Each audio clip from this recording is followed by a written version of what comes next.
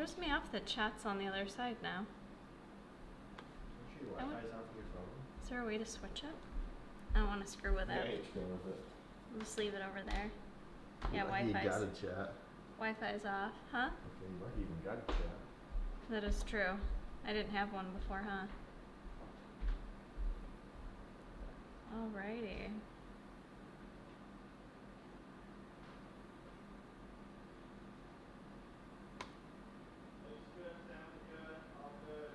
All good? We just gotta wait and see if any people come on.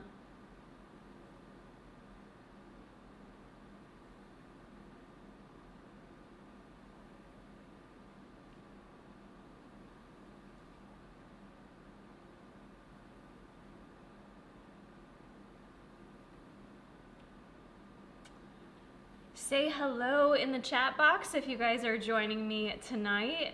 I wanted to do a little YouTube live because I haven't done one in a little bit. It's been a little bit since I've done one, so I thought it'd be fun to hop on and just do a quick little catch up, answer some of your questions. I did do a chat box over on Instagram yesterday, so I have some questions to go through and answer there as well.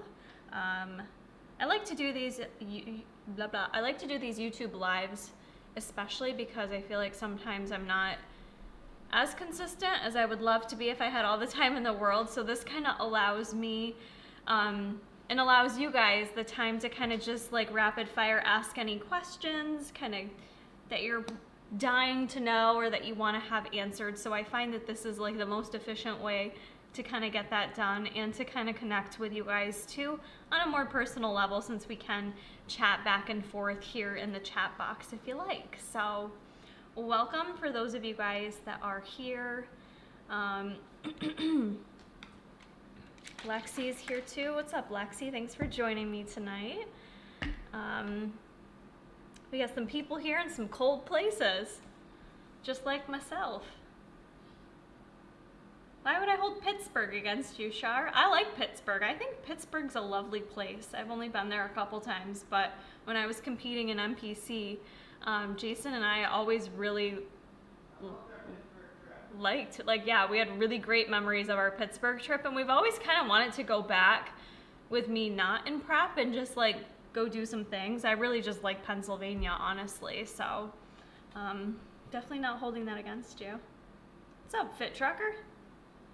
I know this was a bit last minute. I usually like to be a little more formal, give you guys more notice on YouTube as well as Instagram, but you ever just feel like sometimes you're getting by minute, hour by hour? Sometimes that's just the best we can do, and that's okay. So sometimes that's how I'm feeling during a work week. It's a blur, and before you know it, what is today? Today's Wednesday?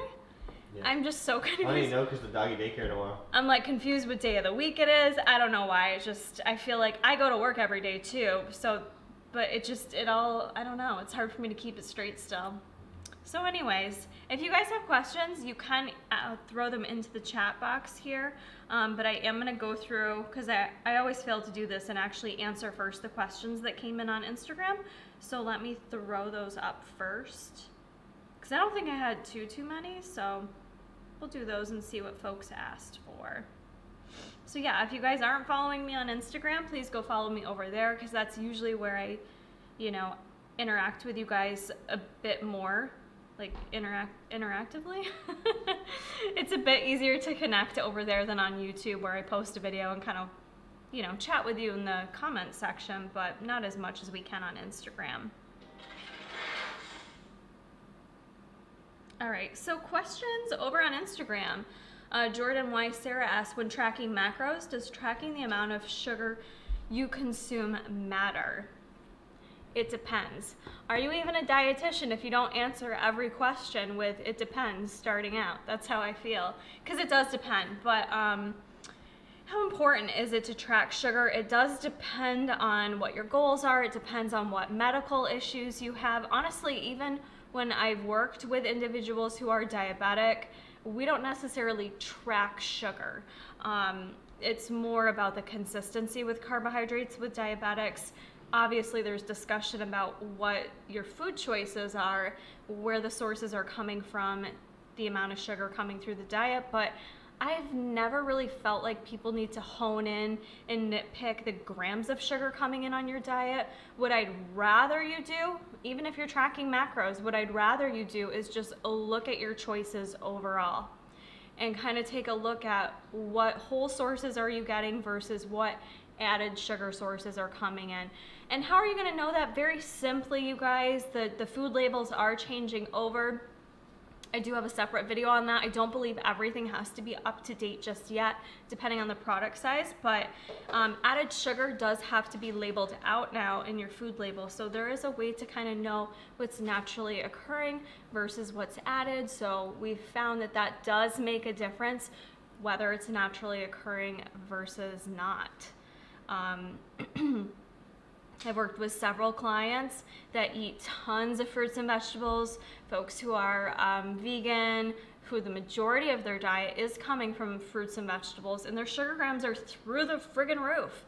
That's fine, that's fine. It's more about the overall balance of what you're consuming than really nitpicking in on grams of sugar. So, and I'd also say too, just, you know, sugar is a whole topic in itself. I think you need to pay attention to yourself and how you feel. For instance, for some of us, we can have a tendency, regardless of being diabetic or not, we can have a tendency to get hypoglycemic very easily, which that means you have a low blood sugar. Diabetic or not, our blood sugar levels change, right? Just if we're diabetic, we may need more assistance with that regulation than the average person, but it doesn't mean that you can't be someone who is a bit more susceptible to hypoglycemia. And sometimes if you are that type of person, you may need to up the amount of sugar in your diet, or you may need to be a bit more strategic about having sugar in consumption with something like a protein or fiber source to kind of slow that rate down, to kind of slow the absorption and digestion of it down. So that was my long-winded answer, but in a nutshell, no, I don't really nitpick on the sugar grams. Megan asked, when will people other than dietitians start spelling dietitian correctly?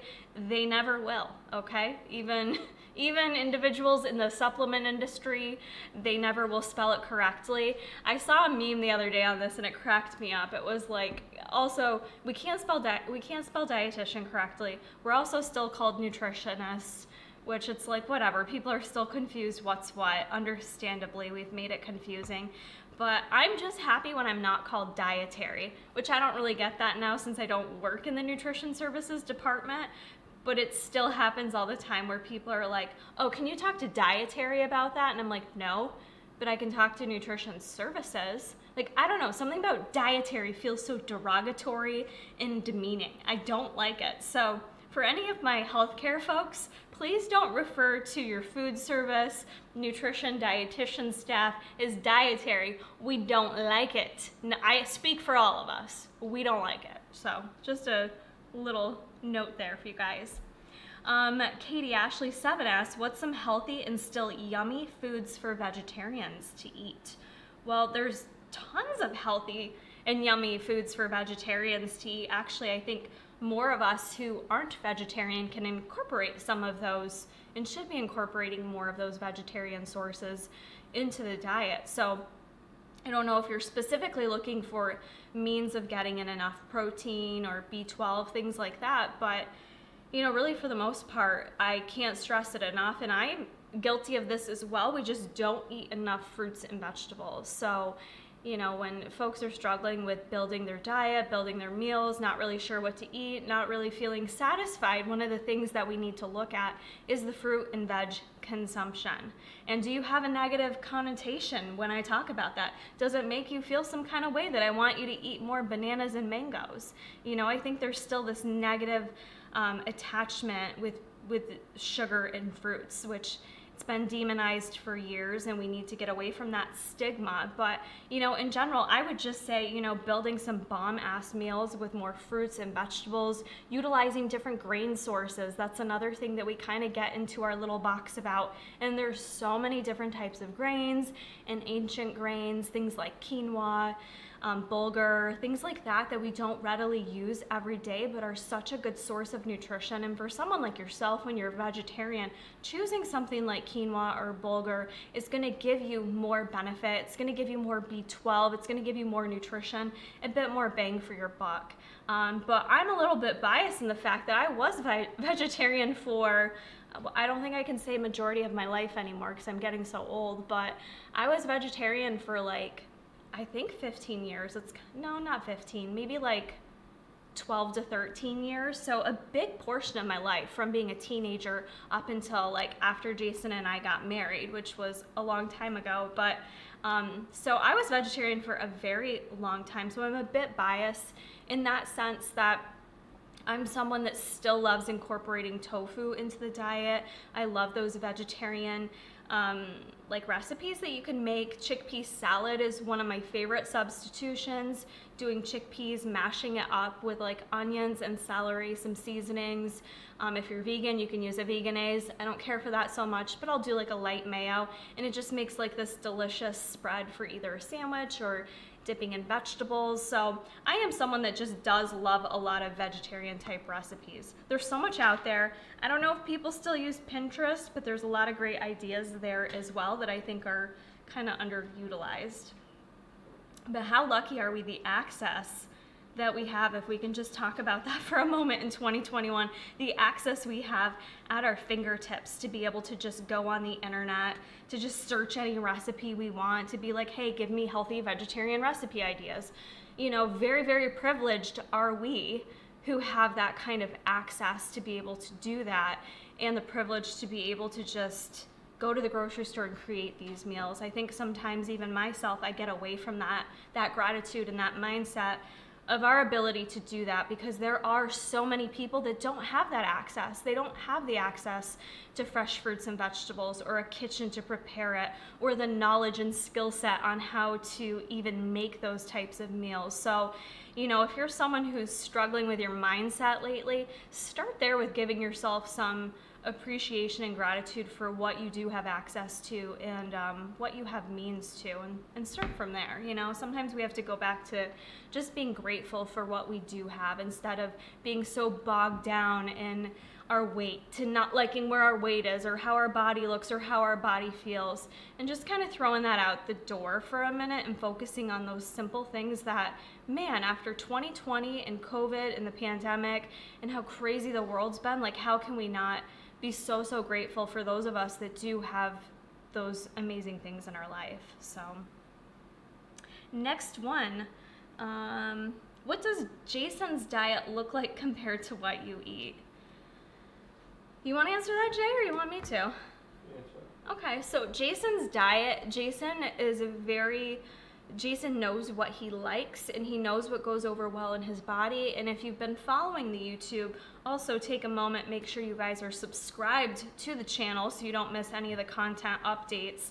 There will be some Buff Bunny stuff coming for you guys too, that like the Buff Bunny. There is another launch coming up. But going back to Jason, he has obviously had some health issues if you've been following along. Regardless of Jason's health issues, he's always been a pretty like routine eater. I wouldn't necessarily say a strict eater, but he kind of locks down what he likes to eat, and that's what he eats day to day. And he really doesn't like to veer from it, especially at this point of his health journey. It's really important for him to really not have a huge variety. He'll have variety in the sense of what lean proteins he's choosing, what fruits, what vegetables, what grain sources, things like that. But it's kind of locked down into the set selections that he knows goes over well with his body and reacts well with him, which, hands off to that man, that takes a lot of dedication, and it's actually a lot of willpower, and it's not easy to do that, you know, when who wouldn't rather just like eat some pizza and brownies, you know what I'm saying?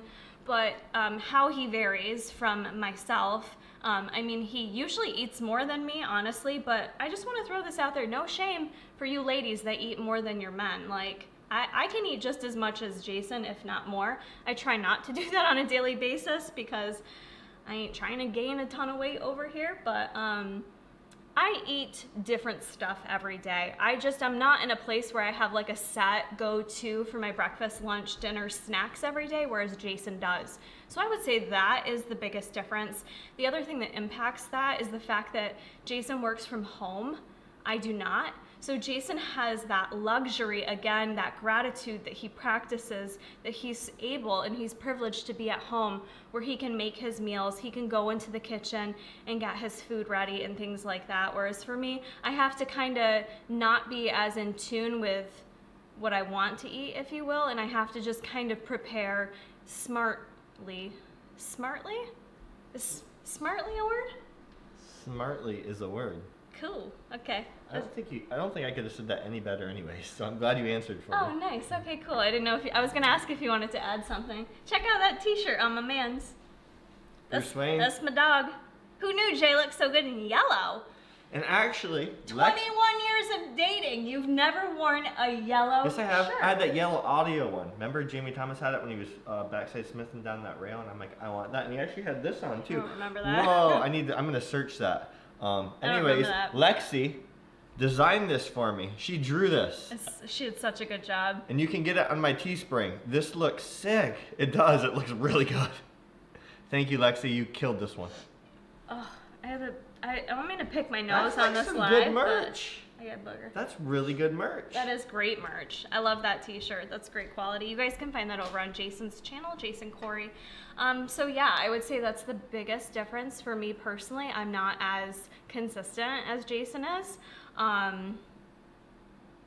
What else? What else do you want to know about that? I mean, I guess that's the biggest difference. So, and I don't think I could ever eat like Jason, honestly. I feel like I've done that during preps and I hate it, and it actually spirals me out of control if I can't have variety of eating a bunch of different things. And okay. And he's wearing. Okay, you want to show the peoples? They might care. See? Jamie Thomas. They won't ever It's a see. little glary, but you get the See? drift. Told you. You get the drift. Even the same sweatshirt. So yeah, that's the tea on the difference between me and Jay. Emmy J says, should I weigh meat raw or cooked? For example, 1 pound of turkey split into 4 burger ends. Oh, split up into 4 burgers ends up being less than 4 ounces each cooked.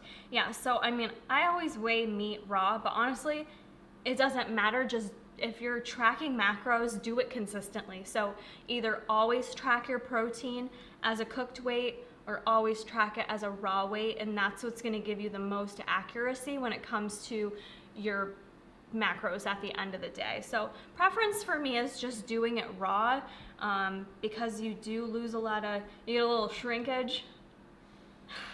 I'm like 16. I don't know, I just find it to be more accurate. So that's just my personal preference, but it's not to say one's like right or wrong. Travel snack ideas. Jay and I were just talking about this, not that we have travel plans, but we were talking about like air frying stuff up. I don't know why that makes it more travel friendly in my mind. I just think it makes it more fun. I feel like the way you cook food, it'll hold better if you air fry it. All right, so don't lose me on this one. I'm just thinking like in terms of meats, I'm super picky with protein in general. And then you wanna put me on the road or in an airplane, I'm gonna be even more picky about what I wanna eat and put in my body. I'm usually more of like a carb girl, which I think a lot of us are, but I feel like air frying your protein up, putting it into Tupperware, like air fried shrimp to me just sounds like something that would travel very nicely, you know? Or you don't have to cook it, you can do shrimp cocktail too. I feel like anything can honestly be travel friendly, depending on the effort and the level that you're willing to put into that ahead of time, and also what access you're gonna have during your travels. So whether it's, you know, taking a specific meal prep bag where you're gonna put some ice in there, and you know that when you get to your destination, you're gonna have a little fridge, a microwave. These are things throughout kind of my journey with health and fitness that have always been important to me. I'm someone that when we travel, I'm like, yo, we gotta find out that we got a microwave up in that B. We need to know that we have like at least a dorm style fridge. Ideally, like this one time, Jay and I, if you guys like saw this vlog. Sorry, I'm not trying to flash you. It's just hot under the lights. When we went to Vermont, we got the most cute little hotel room, and it had a little kitchenette with a stove, and we got to like cook our eggs in the morning. We went to the grocery store. It was fun. You know, it made it really nice, especially like for Jason. He just doesn't like eating out. I know. It's weird, right? But he's not a big eating out fan, okay? Because again, it goes back to he knows what foods go over well with him. Are you giving me looks? Are you smiling at me? Are you making fun of me? Jason's just standing in the corner judging me. He's so judgy. Oh, okay. My boob itches. Is that inappropriate? Oh, okay. All right. I got your dirty mind. We're both 17 still. Okay. Let me check other questions. Travel snack ideas. I don't know that I gave you any snack ideas. Snack ideas for traveling, I really like doing up a big bag of like raw veggies, like cucumbers, bell pepper, and carrots. I feel like travel very nicely. They're hydrating, they're crunchy, they're fresh. You can keep them out of the fridge for as long as you need to, not a big deal. Things like fruits or, you know, fresh fruit or even little snack packs, if you will. In terms of really easy like protein sources, for me, my go-to is always like a tuna fish packet. I know that's not everyone's jam, but it's something I kind of got used to, and I don't mind the taste of plain tuna fish, or I would bring like a little honey mustard with me and squirt it on there. What else? You got any other travel? We bring like Quest chips. Those get crushed wicked easy. Protein bars, I will always do packs of oatmeal. Outright bars for us as well. Those Kodiak cups. Oh yeah, I just tried out. They had them at Target, these little Kodiak cups. They're like a little flapjack pancake that you just add some water to and you microwave. So if you have access to both those things, cooked, lovely. Very easy to. Nuts, I always like to travel with these nuts. We're like the same freaking person. But yeah, I like to always travel with nuts. Like I like to have something on hand that's like crunchy. Sometimes I'll bring some sour strips with me in case like, I like to have all my bases covered if I'm gonna like need some quick sugar. I know that was a lifesaver for me one time when I had like a long delay, and I was so happy I at least had sour strips to like put some sugar into my body, even though it wasn't like a natural sugar. It was some sugar, so.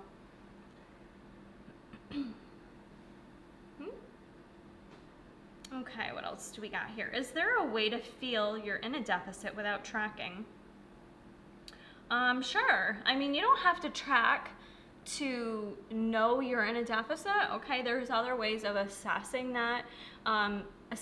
Simplest method, I would say, if you don't want to track, but you want to be in a deficit, would be to create a set meal plan per se. If you're someone who's cool with eating similarly day to day without a ton of variation, what? Mangoes. So if you create somewhat of a meal plan, okay, and eat kind of similarly day to day, you know, after time, you know, if you give it a week or 2 weeks and kind of assess how you're feeling, how are the clothes fitting, if you want to weigh yourself on the scale, if you want to take measurements, measurements are awesome. Measurements will tell you so much more quickly than the scale will. I have seen that with all the clients that I personally work with and coach. The way I typically work with women is at a more sustainable approach, really focusing on the mindset aspect and doing things realistically. So I'm not someone that really tries to push these huge, hard, fast deficits to get these amazing before and afters with clients. I more focus on what I feel is the true important transformation there, which is more the mentality that you can take long term. And with that being said, sometimes we don't focus as much on the weight, but I've had clients who 10 weeks in, their weight on the scale is maybe only down 3 pounds, but you look at the measurements or you compare the week 1 to the week 10 before and after, like the progress pics, and it's like, holy moly, like they wouldn't have known they did that much had they not have taken those progress pics and taken those measurements. So I tangent a little bit here, but yes, there are ways of knowing. I mean, you know, if you're, like I said, I don't know if you're someone that doesn't want to weigh yourself on the scale. That's always easy data to collect, but be mindful of how that data impacts you. A lot of us, it impacts us negatively, and we're not able to handle it, and we have freakouts when things fluctuate. Look, your weight's gonna fluctuate. I don't care how consistent you are. You can be my husband, Jason Corey. His weight will fluctuate on the daily. It's part of life. Your weight changes with so many other factors, irregardless if you're doing everything you need to be doing, okay? So if you're not someone that can handle that type of data, there's other ways. I would say measurements. I would say going by how your clothes fit. I would say start looking into things such as how you're feeling on a day-to-day basis. How are your energy levels? You know, are they diminishing a bit? They could be if you're in a deficit. How's your mood? All those kind of things can be signs. How's your sleep, irritability? So those are some options. Okay. Should you not snack at night, 9 to 10 p.m.? I am a night snacker. Marnetti asked me that. I am someone that does not say you have to eat or complete your eating by a set time.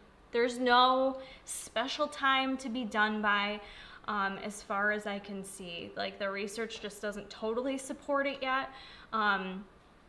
It really doesn't matter what time you eat. I do caution people with, and I'm not sure if this is where you're going with this, with what, let's look at why you may be a night snacker though. Okay, that's one thing I'll throw out there. It's not to say, I eat almost every night, like after 9 o'clock at night.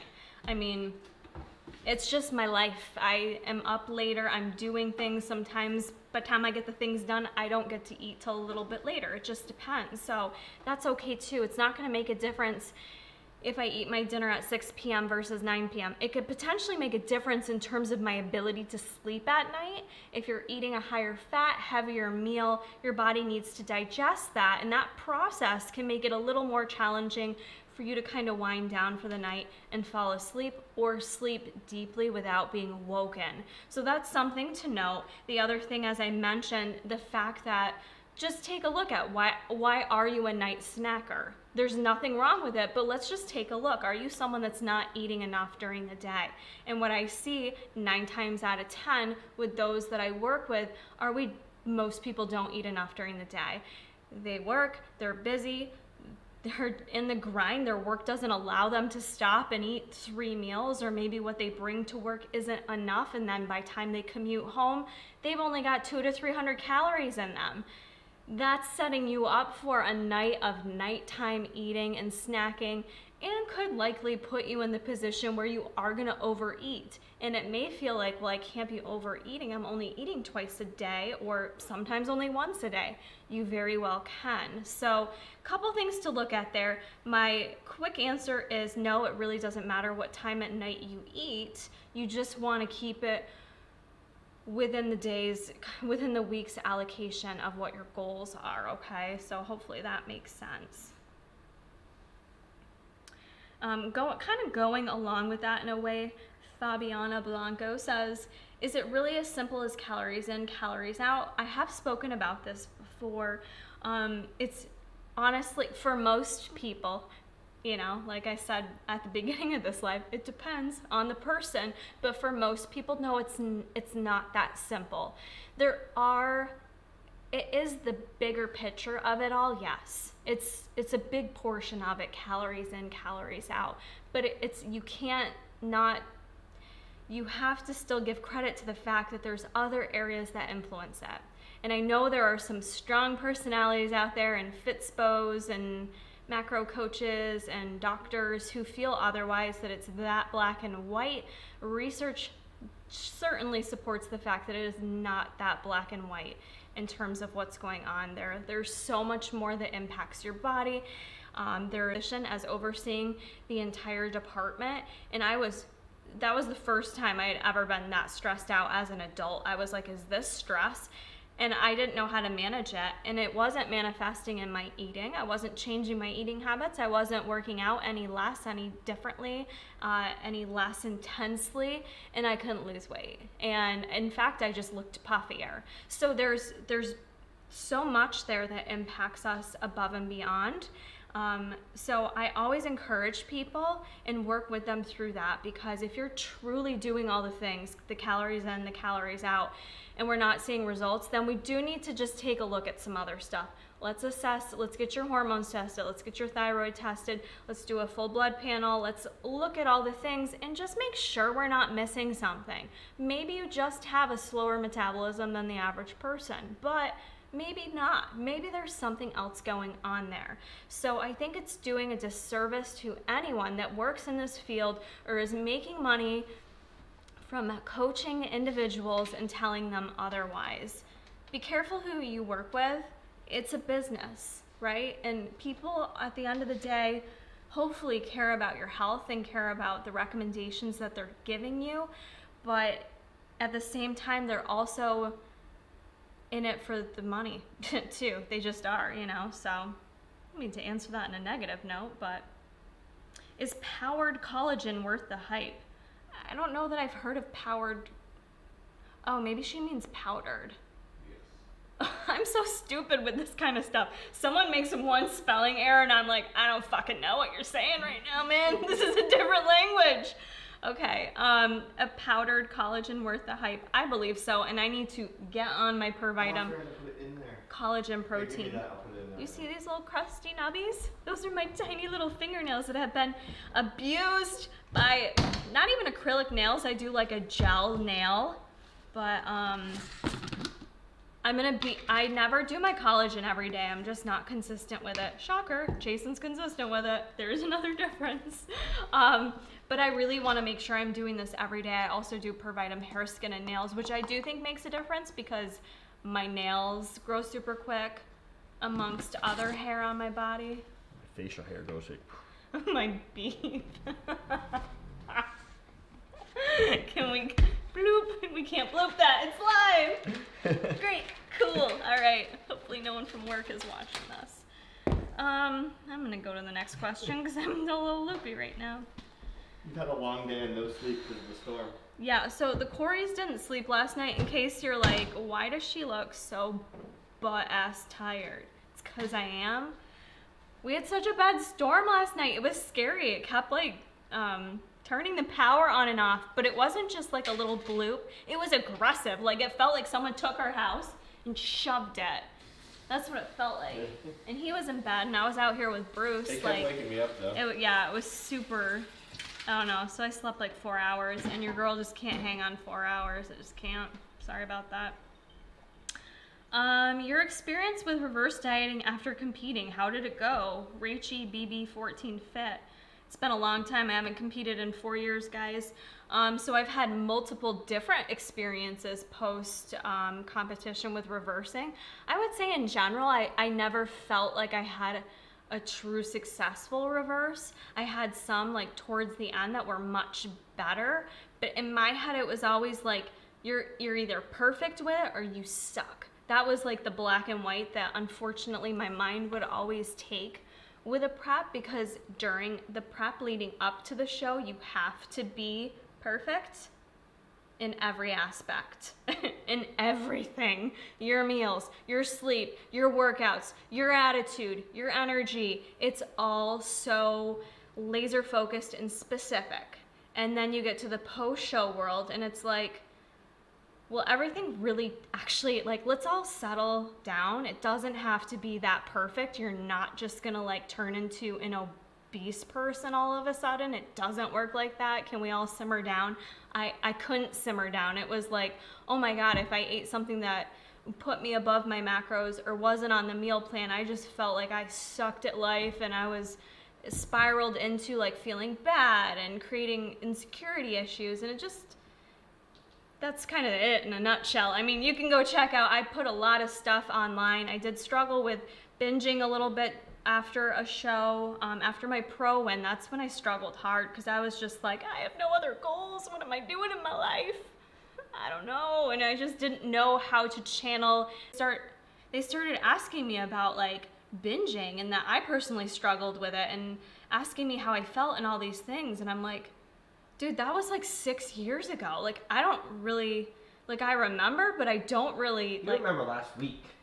Bro, like this is true. I have major, like we definitely check in the box for Alzheimer's, unfortunately. Like it's in the future. It is. Both my grandparents had Alzheimer's and dementia. It's my sad reality. It really is. Whew.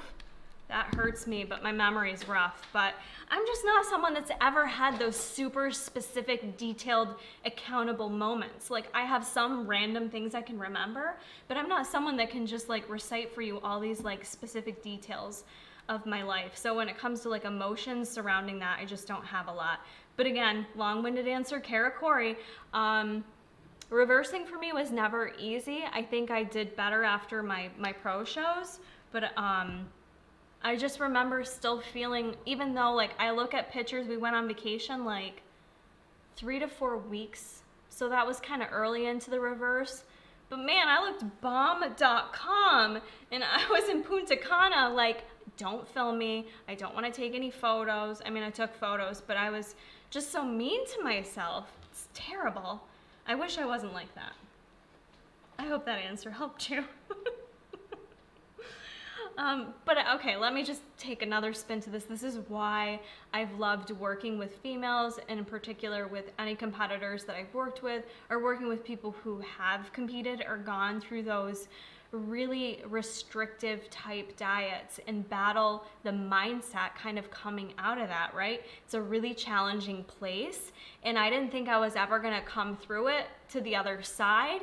And now here I am years later, and I'm like, I don't even remember what it was like feeling that way back then, because I've created such a good balance in my life. And that doesn't mean that I don't have days where I'm like, you know, don't feel good about myself, or, you know, I don't know, like we all still have those days, but I just feel like I'm in such a different place. It's hard to relate to. So that's why I love working with those individuals that do need help. They're probably the most challenging people I work with, because they try to fight me on the mindset. Like, but no, I ate more of this than I should have, and my weight went up 1.2 pounds. So I have failed you. I am so sorry. And I'm like, whoa, Nelly, slow her down.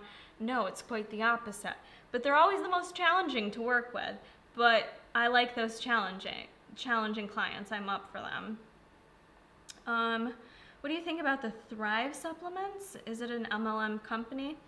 Honestly, never heard of them, and that's not just me trying to plug Tiger Fitness, but you guys, I've been working with Tiger Fitness for so long. I pay attention to other brands. It's not to say I've never tried other brands, but not a clue who that is. Should I know? Let me know in the comments if you guys know who Thrive Supplements is. Should our macros change as we get older? I'm 52 and gaining weight, but no changes. Oh, no changes to macros. Yeah, your macros are gonna change. There's definitely, and I'm not the expert on menopause, but for sure there's a lot of adaptations that occur for us women in particular when we go through menopause. So that's why I'm kind of honing in on women. It's not to say with men you may not have to change your macros. If you're tracking macros, as we age, metabolisms will slow, muscle loss will occur, bone loss will occur. So if we're losing bone, if we're losing muscle mass year after year, little by little, it's not like you wake up and all of a sudden your biceps fell off. It's like little by little, each year you lose more bone. After the age of 30, unfortunately, our bone density continues to go down. Our muscle mass can go down. It really depends what we do. We're gonna meet those challenges as we age. There's things we can do to circumvent that. But yeah, it's something you have to be mindful of. I'm not gonna lie to you. You have to work harder the older you get. I personally think so.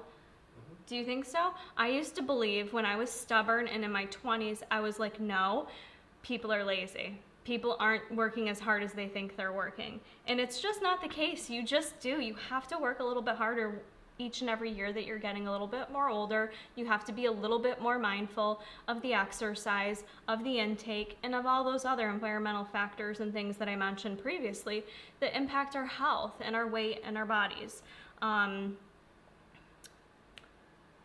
In terms of females, back to menopause though, yes, that can really change our hormone levels. It can really change the fat distribution in our bodies. It can change our cravings. It can change our ability to gain fat and lose weight. So there may be some changes that may need to be made with macros, may need to be made with food choices too. So 52, I don't know, everyone's a little bit different. I feel like 52 sometimes is kind of the magical number when women start to experience the change, they call it. So something to consider and look more into. Okay, that's the majority of them.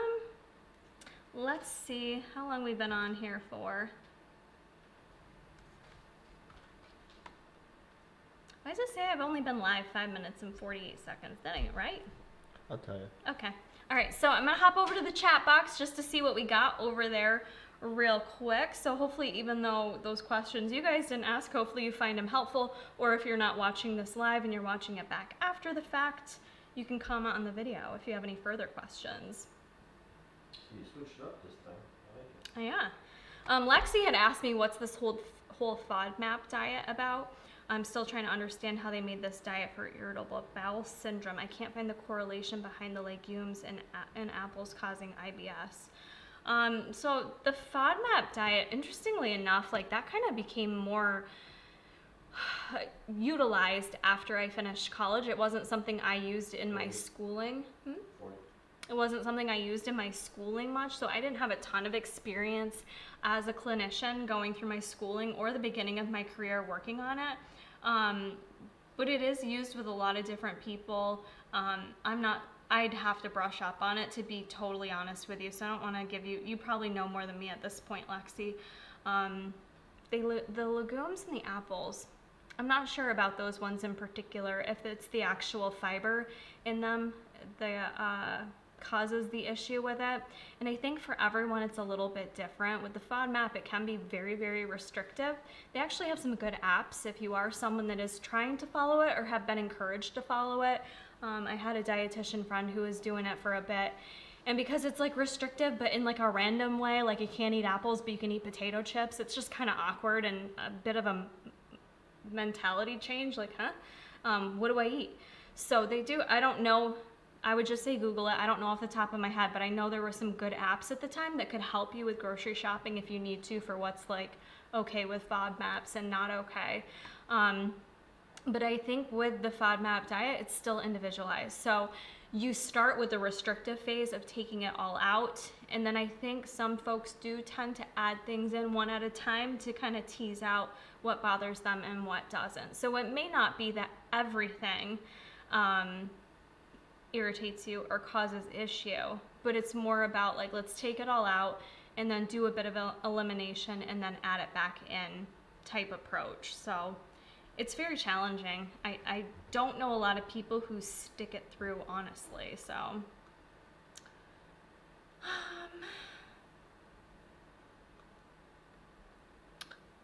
for Chanis, I don't know if I said that right. I'm happy you're excited to get your daily harvest box. If you guys saw my review, I try to be a little bit more like, I don't know, not cause too much drama here on the YouTubes, but I would kind of like to find a meal prep company just for my own self, because I'm really lacking the desire to meal prep ever. So I'm really hot right now. I'm sorry. So I've just been really lazy and kind of uninspired, which is okay. It happens. We all do it.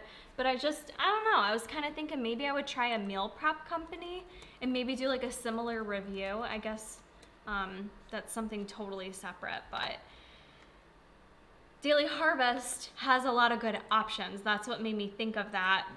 They're going to be sending me a box this upcoming... Hold on. You gotta go to that video. Oh, yeah. Here it is. This one. That's the one you want to watch. Where I say don't trust meal prep companies. Okay. That glow up, though. There you go. So yeah, if you have recommendations for meal prep companies, let me know. Daily Harvest is such a good addition, but it's not something that like I feel like it's not the same as an entire meal prep company, you know, because they do add so many good fruits and vegetables though. I need to get more. I need to get more boxes of that stuff. That was really helpful that week.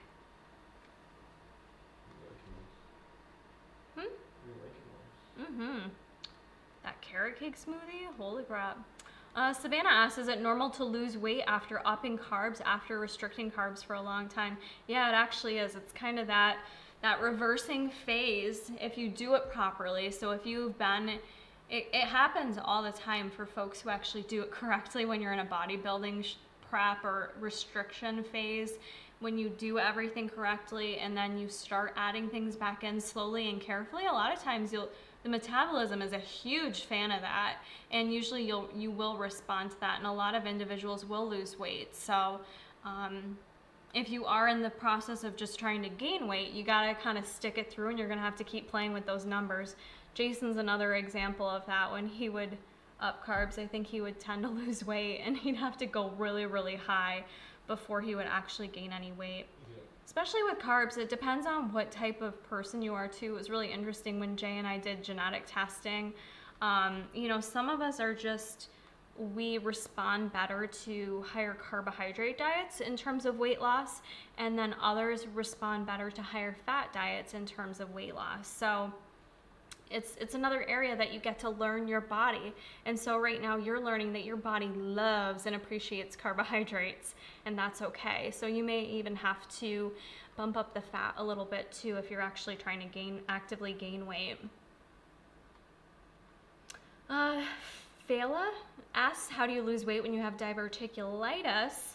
That's an interesting question. I mean, I don't really feel like you do anything different than anyone else, but with diverticulitis, you do just have to be cognizant of the food choices, of what you're eating, and avoiding any flare-ups. So I think you just have to be a bit more careful with managing that.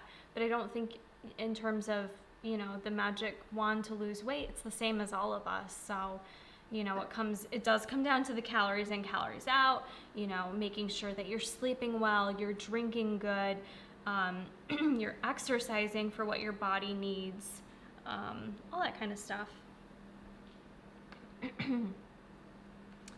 Ooh, that's a good one. Recommendations on portion control aids, tools, tricks, tracking, timing, behavior tips. Oh, wow. That's quite a good question. I always feel like I should write some of these down for like video ideas.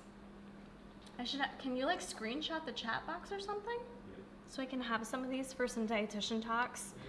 Because that was a lot of questions. And I give really long answers.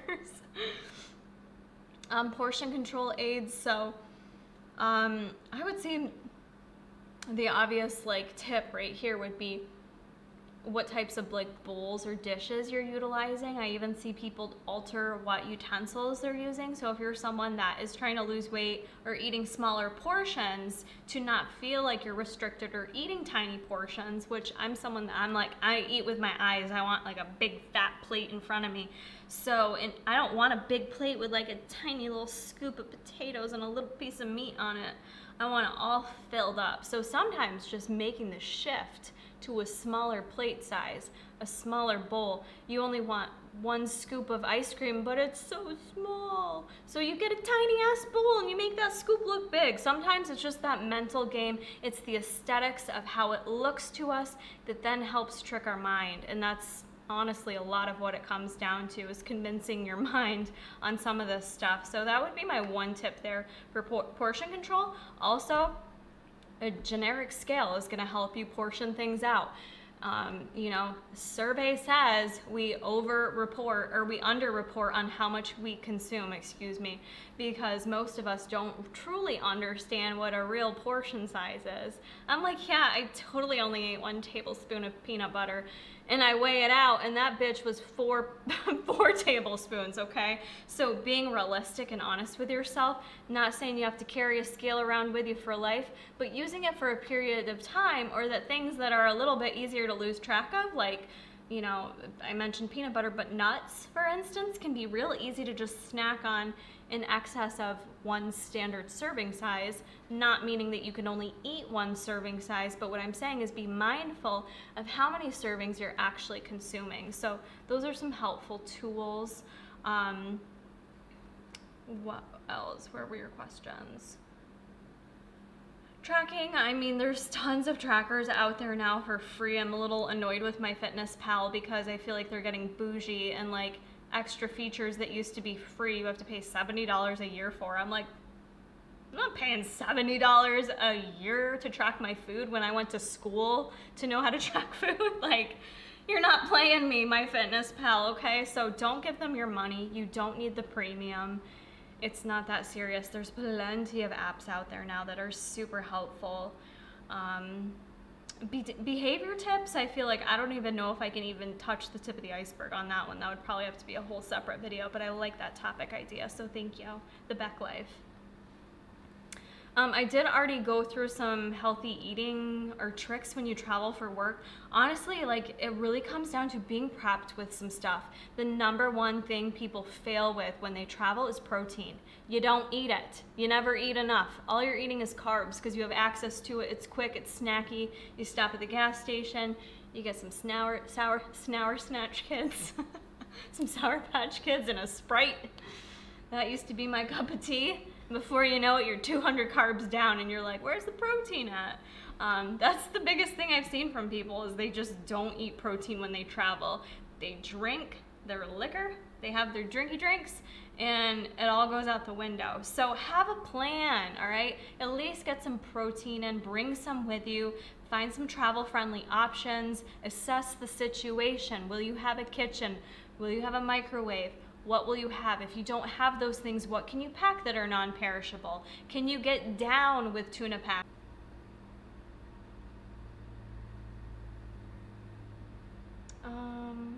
Okay, yeah, we are into MLMs here with that Thrive. I was curious about that.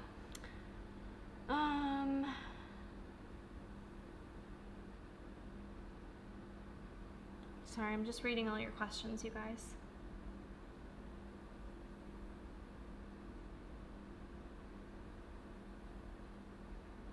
Jess Stahl, what do I think about HRT? I don't really think about it, honestly. I mean, I feel like if someone needs it or wants to do it, I'm not super educated when it comes to that stuff. Do you have any thoughts on it? HRT? People want to do it. That's kind of how I feel. Like, if people want to do it, like, good for them. Like, I've never really cared. Like, that was another thing they asked me with the documentary stuff about, like, the pressure to, like, take drugs. And I'm like, I just never cared, like, or cared if someone, I don't think anyone ever thought I was on drugs. At one time, someone saw me chiseled from the back. I have a ridiculous backside. I don't mean my glutes, but my glutes aren't bad either. But my back in particular, when I am dieted down, it's nasty. It's nasty. It's so sick. I love it. But I remember I did a picture like this on Instagram and someone was like, she's on roids. And I'm like, I weigh 102 pounds, like, at the time I did. Like, not that weight really says whether or not you're on drugs, but it was, I don't know. I just never cared. Like, I don't care if other people do it. Like, I think, yeah, be honest about it. But honestly, I don't even care if you're not honest about it. It's not anyone's business unless you're going into a sport where we got to play by the rules, you know what I'm saying? That's the only time where I'm like, don't be sketchy. Don't be going to the OCB all drugged up, trying to pass a piss test and beat out all these natties. I think that's uncool, but I don't care that you're taking stuff. Like, what the hell do I care? So, that's how I feel about that. ZZZKKK says, how do I get rid of my lower belly? I'm working out 3 to 4 times a week. If you know, holler at your girl, okay? No, I'm just kidding. You know, I have the same issue too. Like, my lower stomach will stick out a little bit. Is it fat or is it bloating? Is it something you're intolerant to? There's a few things to assess there. Is it just body fat? If it's just body fat, which as women or men, we all gain weight differently. We all distribute it differently in our bodies. We can't spot train, so you can do the crunches, the side bends and sit-ups, but please don't lose that butt. But you are not gonna be able to spot train your lower stomach. So it just is what it is. That means working a little harder. Maybe you have to work out a little bit more intensely those 3 to 4 times a week, or maybe you have to work out a little bit more. Maybe you need to look at your caloric intake. Or the other thing is something I consider for myself, is something truly impacting me. Am I constipated? You been going to the bathroom, girl? How we doing there? Because sometimes that's enough to put pressure on your organs. There's a ton of them down there that do push out the lower stomach. So is it an issue with constipation? Is it an issue with some type of intolerance, something that's causing you to be bloated? And maybe it's not a body fat issue whatsoever. So there's a few different things to assess there. We do quite normalize bloating. I see a lot of those on Instagram, like, bloating's normal, normalize it, from, you know, whatever, anti-diet culture dietitians. But the thing is, bloating actually isn't normal. Like, feeling bloated is a feeling, but actually physically being bloated is a response to something in your body that's not being well tolerated. So it's kind of up to you whether or not you want to look into that more, or just be like, yeah, I'm bloated. So there's my answer to that. I do not know who Dr. Sebi is. Oh, Justin, not sure. Andrew Sanchez, hello from Corpus Christi. What's the best way to eat broccoli? Steamed, raw, or what do you think? Best for nutrients? So they say it's best if you do blanch it. I'm like, what's the word? Think of your words. Blanching it, where it's not like a full-on steam where it's mushy gushy, where you're just blanching it to the point where it gets that color of green, kind of pops, supposedly is where you maintain the most nutrition. I'm gonna be honest with you guys though, I'm not someone who practices nor preaches to people to really be that particular about your cooking methods, or even how you buy your produce, or I just want people eating more of it. So I feel like sometimes if we bog ourselves down too much with some of those specifics of how it has to be cooked and in what oil and on what heating setting, and do we lose the protein and all those things, it's like, just eat food, bro, just eat it. Like, eat some vegetables, it's cool. So, you know, I think it's all good if you can try to eat it the way to optimize the nutrients for it. You know, I think that's great. But if you don't like it that way and you just like some raw broccoli, then do it if that doesn't bother you. So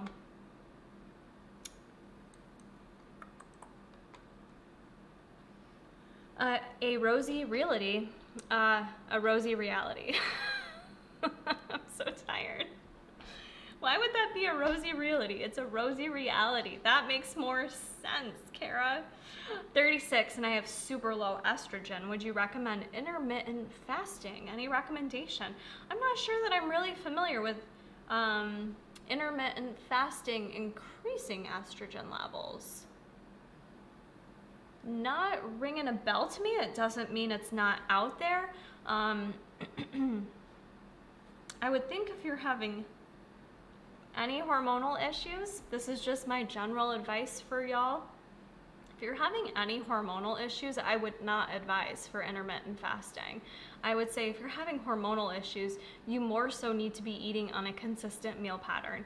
You need to not be waiting hours and hours and hours after you wake to nourish your body.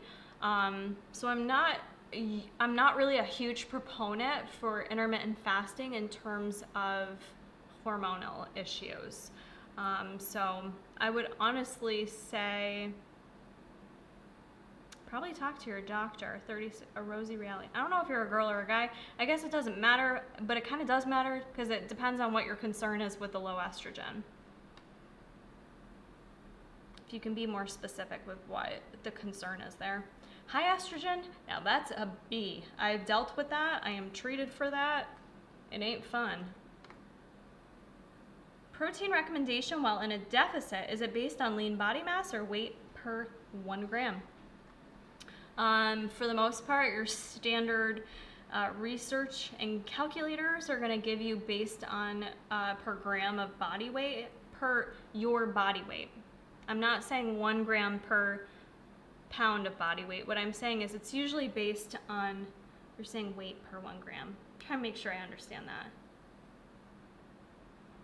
So usually the recommendation is based on your body weight, but it's usually 0.8 to 1 kilogram per pound of body weight. Am I making sense? I'm struggling with my words. It's a long day. It's been a long day. The recommendation for protein, deficit or non-deficit, is usually what I use for folks is 0.8 to 1 kilogram. 1 kilogram. Yeah, I do kilogram for body weight. So I don't know, I can't talk. You're tired. I'm losing it. I'm losing it on that one. I'm sorry. These lights are literally making me feel like I'm gonna pass out tonight. I look all dewy, but I'm just really, really hot. So I think that's a sign that I probably need to end the Q&A. Unfortunately, I see you guys still have some great questions for me, but clearly I'm tired. These are bright in her face. Yeah, that's what's on my face right now. It's making me really hot. And I'm wearing this, like, the velour, like, jogger set from Everforward, and it's really keeping all the heat in me. So, Marley's 84, very cool that you used to live in Messina. I wonder if I know you, because it's that much of a small town that you truly did know each other. But I'm gonna end the Q&A here, guys. I hope you enjoyed it. I hope it was helpful. Hopefully I answered most of your questions. If not, I apologize, but I will be doing more of these. And like I said, make sure you are following me on Instagram. I do try to, like, occasionally hop on and do, like, ask me anything little question boxes. So that's another good opportunity to have your questions answered. So hopefully you guys found that helpful. Please do make sure you are subscribed to the channel before you head on out of here, because you may find that I have a ton of resources from over the years of being on YouTube. Find the videos for questions that you're looking for. Odds are I've done a video on it already. But if not, I would love for you guys to comment down below before you head on out of here any future topics you'd like me to cover, and I may feature it in an upcoming YouTube video. So that's it for me tonight, guys. I hope you have a beautiful evening. Happy Wednesday, apparently it is, and I'll see you